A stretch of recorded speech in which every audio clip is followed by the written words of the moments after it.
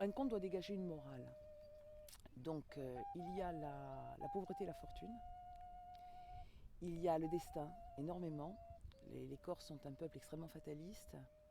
Et ensuite, alors la malice, c'est-à-dire la victoire de l'homme sur souvent le diable, sur la nature aussi, sur le voisin. Hein.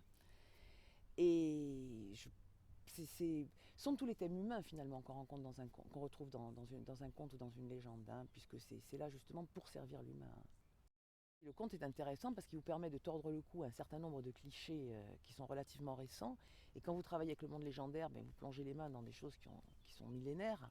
Et vous, de temps en temps, vous en extirpez d'autres vérités qui sont très très intéressantes à lire et à dire.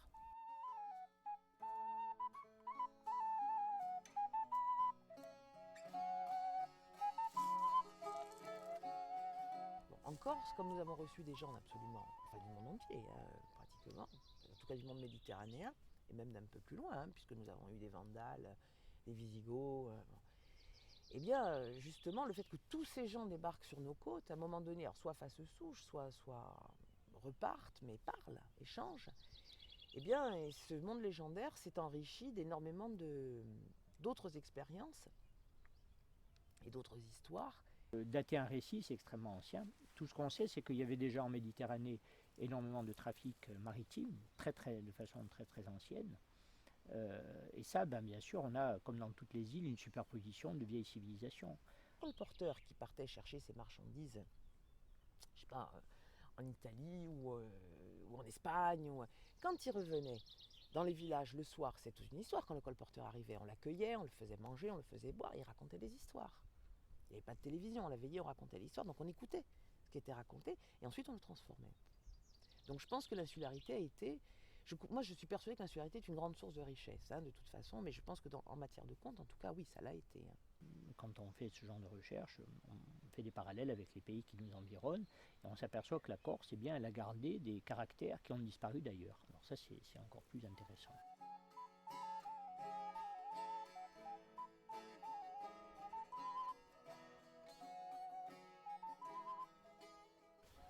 Nous, notre substrat culturel, c'est un substrat de culture chrétienne très ancienne, des premiers temps du christianisme. Hein, donc, on vit avec ces figures-là, elles sont importantes. Tous les saints, si vous voulez, chaque saint finalement a une propriété. On va prier Saint Antoine de Padoue pour les objets disparus. On va, on va prier Sainte Lucie pour les yeux. Saint-Florent, c'est un port de pêche où l'activité de la pêche est très importante. Donc Saint Érasme, c'est le saint patron des pêcheurs. Nous procédons à la messe solennelle, donc en l'honneur de Saint Érasme, en l'honneur du saint.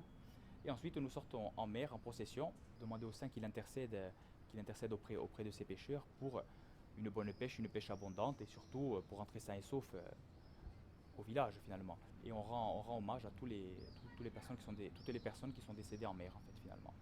Et San Martin, où était le saint qui protégeait tout le monde. Les troupeaux, le blé, le maïs, etc. etc. Bon. Et donc, en général, quand les choses commencent à mal tourner, en particulier avec le diable, hein, qui est l'ennemi, c'est San Martin qui arrive et qui, pas toujours seul, hein, en général aidé du berger qui a des problèmes, va permettre de régler le compte au diable. Parce que le diable, chez nous, ne sort jamais vainqueur. Et j'avais eu une discussion un jour avec un breton qui avait lu un de mes ouvrages et qui m'avait téléphoné en me disant il y a quand même quelque chose qui m'étonne, c'est que vous n'avez pas peur du diable. Et vous n'avez pas peur de Dieu non plus, parce que le Christ apparaît de temps en temps dans les contes, et j'ai dit effectivement, j'ai réfléchi un moment parce que j'y avais jamais pensé, et j'ai dit effectivement, pour nous, ce sont des personnages qui font un peu partie de la famille, avec qui il faut composer d'une manière ou d'une autre, mais les gens n'ont pas peur. Enfin, ils ne sont pas là pour faire peur, ce ne sont pas des figures terrifiantes. Voilà.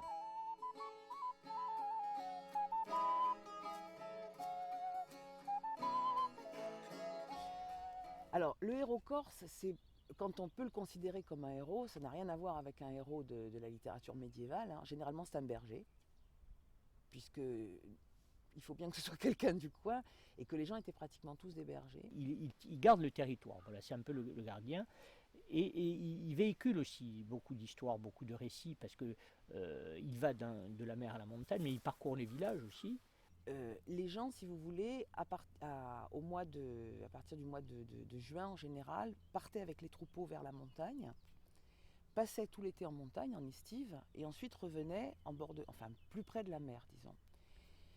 Donc, ils ont été habitués toute leur vie, à travers toute l'histoire de la Corse, à rencontrer des éléments extrêmement difficiles, qui sont les orages en montagne, la neige en montagne, donc il y a des contes pour expliquer ça. Des fractures montagneuses très complexes à traverser, où il arrivait toujours quelque chose. Donc il y a des contes pour expliquer la naissance de ces espaces montagneux, comme par exemple le Niol ou la Scala di Santa Regina, enfin des endroits géographiques très, très précis. Si vous voulez, il ne faut jamais perdre de vue ce système de la marche. Et donc c'est vrai que moi, ce qui m'a frappé quand j'ai commencé à travailler sur le monde légendaire corse, c'est que les gens étaient toujours en marche. Alors c'est très intéressant aussi parce que vous avez des contes qui partent de zones de bord de mer, qui montent en montagne, qui vont se transformer sur tout ce parcours, qui vont ensuite être entendus en montagne et transformés avec l'espace qui se trouve autour. Ce qui est, à mon sens, le plus mis en valeur, c'est la malice, la ruse. Et alors on appelle ça encore Suizio Pastorino, ça veut dire la malice des bergers, qui étaient obligés, si vous voulez, de déjouer sans cesse les ruses des troupeaux, des chiens des renards qui venaient attaquer les troupeaux, des gens qui avaient d'autres troupeaux. C'était pas toujours facile. Et je retrouve, moi, vraiment, dans ce qu'on appelle Suizio Pastorino, dans cette espèce et dans le conte, si vous voulez, cette espèce de façon de mettre sans cesse en exergue la ruse, la malice du berger, parce que les Grecs appelaient la métisse, l'intelligence rusée, la ruse d'Ulysse.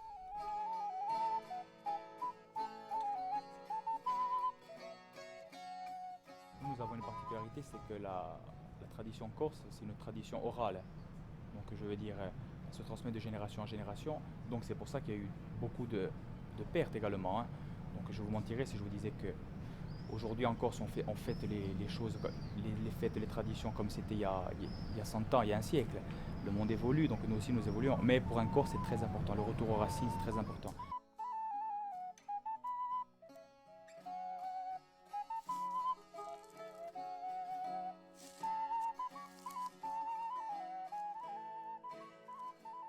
Il y a un conte que j'aime beaucoup qui s'appelle Le Poirier, où la mort vient chercher un berger qui chaque fois se débrouille pour qu'elle ne puisse pas le prendre. Donc elle lui dit, écoute, d'abord, Jésus avec les apôtres sont passés le voir. Bon, ils lui ont demandé de les héberger, ce que le berger fait, puisque chez nous, donner l'hospitalité à quelqu'un, c'est à peu près aussi normal que respirer, ce qui nous a déjà attiré pas mal d'ennuis, mais bon, c'est comme ça. Bon. Et donc il les héberge, il donne tout ce qu'il a à manger à la maison, bien entendu, et en partant, il lui accorde 3 vœux. Et le berger émet 3 vœux qui paraissent complètement extravagants à Saint-Pierre qui a fait la proposition. Donc il demande qu'on le mette, que le petit banc où il est assis soit un banc enchanté, c'est-à-dire que quand quelqu'un s'y assoit sans sa permission, il ne peut plus se lever. Qu'un sac où il range ses affaires soit un sac enchanté aussi, c'est-à-dire quand quelqu'un se met dedans, il ne puisse plus sortir, et je ne sais plus, il y a encore autre chose. Bon, et quand la mort vient chercher le berger, il commence par lui dire « mais j'arrive, mais assieds-toi sur le banc ». Elle ne peut plus se lever.